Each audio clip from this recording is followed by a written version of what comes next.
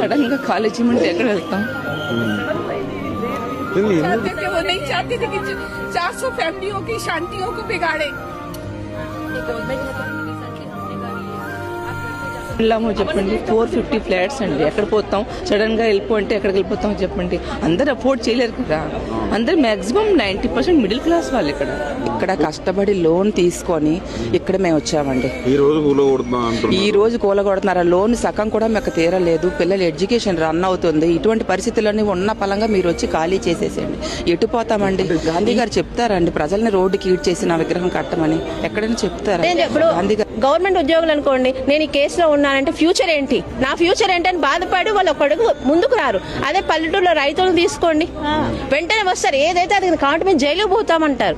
అది ఒక్కటే అండి. ఇది ఇండైరెక్ట్. నోట్లో ఉన్న తీసేసి నోట్లో మట్టి కొడుతుంటే మేమేం చేయాలి? ఏమన్నా అర్థం ఉందా అసలు? ప్రభుత్వాన్ని పాలించే ప్రభుత్వాధికారులు ఇలా చేస్తే ఇంక మేము ఎవరికి చెప్పుకోవాలి?